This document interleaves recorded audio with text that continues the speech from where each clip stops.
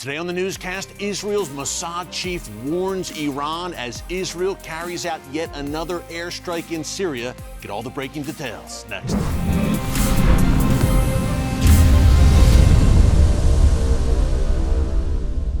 Hey folks, Erick Stakelbeck here. Welcome to the Watchman Newscast and welcome to Dallas.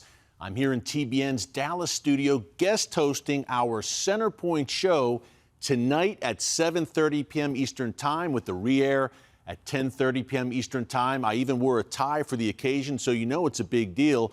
We're covering some hard-hitting issues tonight on Center Point, our nightly news show here on TBN, so be sure to check that out. In the meantime, you know that the Middle East never sleeps. We've got breaking news out of the world's most strategic and volatile region and why it matters to you no matter where you live.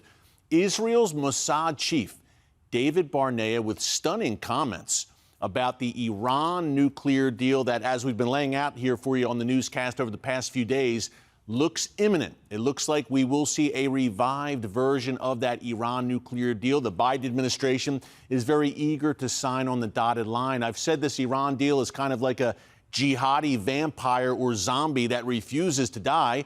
President Trump pulled out of it rightly in 2018, but ever since he came into office in January 2021, Joe Biden has made very clear he wants to do a deal. Guess what, folks? We are there, and it may happen in the coming days or in the very least in the coming weeks. But in the meantime, David Barnea, the head of Israel's Mossad spy agency, gave a very revealing interview yesterday in Hebrew language media in Israel. I called it stunning because, look, the Mossad's whole basis is subversive action, operating behind the scenes, stealthy, not playing their hand. So it's very, very rare for the head of the Israeli Mossad to speak so openly about an issue like the Iran nuclear deal. But David Barnea did exactly that. He called it, quote, a strategic disaster.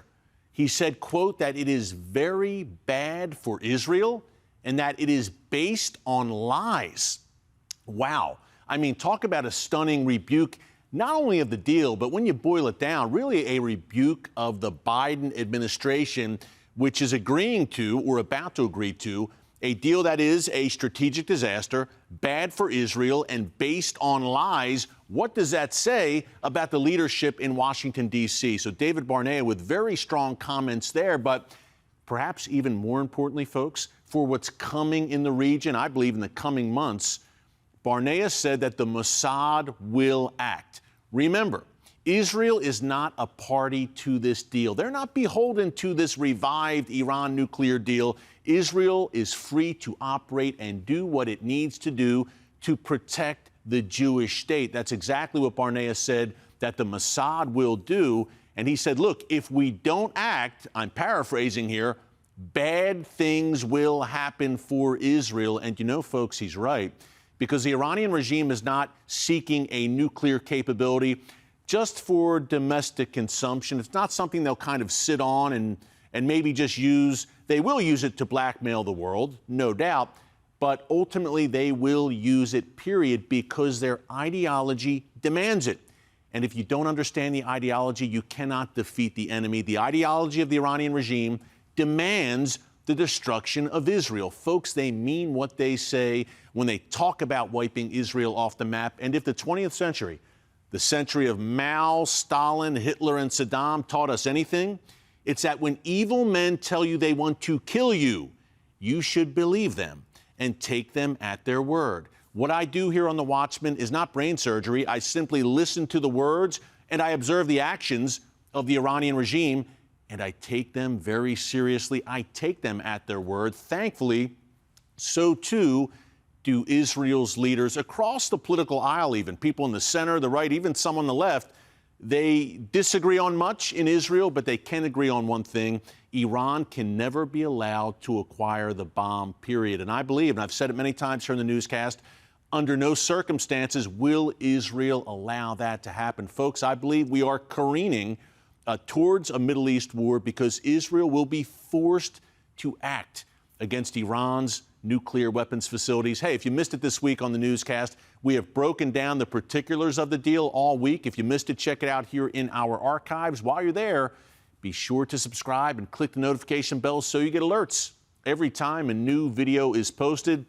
We are posting every day, Monday through Friday, and sometimes on the weekend, depending on the news cycle. And as you can tell, it has been a very busy news cycle surrounding the Iran deal. But the main takeaways for you that you need to know about the Iran deal is that, number one, it will gift wrap, I do not say that lightly, at least $100 billion per year to the Iranian regime in sanctions relief. Iran's ballistic missile program, not on the table.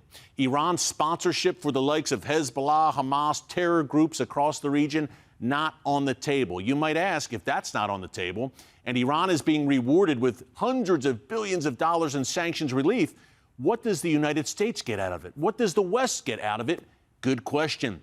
I'm still trying to figure that out, and we've all been trying to figure that out since the first incarnation of this deal back in 2015. This is an absolute disaster. David Barnea was absolutely correct, the leader of the Israeli Mossad. And the reasoning for the Biden administration and Germany, Britain, France, the parties to this deal is that, hey, we're trying to stave off a war. The problem is you are making a war more and not less likely by agreeing to this disastrous deal, because you are jeopardizing Israel. Israel feels painted into a corner and isolated on this issue, and they will eventually act. Speaking of Israeli action, as we wrap up here, yesterday in northwestern Syria, reportedly Israeli airstrikes against a research center in northwestern Syria. Now, when you hear that Israel has struck a research center in Syria, you can bet it wasn't a center exploring cures for cancer or Alzheimer's. A research center controlled by Iran in Syria means only one thing, folks. This was research into weapons. This is a weapons depot, a weapons factory, some very nasty things being produced in said research centers. So Israel bombed one of them in northwestern Syria. This gives you, again, an idea. Israel has said that Iran's entrenchment in Syria is a red line. They've kept to their word. Hundreds of Israeli airstrikes against Iran and Hezbollah inside Syria over the past few years. So Israel keeps its red lines.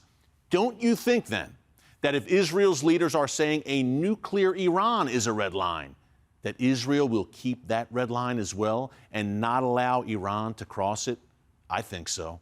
Hey, folks, a lot is happening right now around the world, in the Middle East, but the good news is God Almighty still sits on the throne. He is in control. So as we head into the weekend, be encouraged. Keep all of this in prayer, because prayer works. Thanks so much for joining us here today on the Watchman Newscast from the Big D, Dallas. Until next time, God bless you. And remember, never hold your peace. Hey everyone, thanks for checking out the Watchman Newscast. If you enjoyed this episode and want to see more, make sure you go ahead and hit the like button, click subscribe, and tap the bell icon to turn on notifications for new Watchman Newscast episodes every weekday.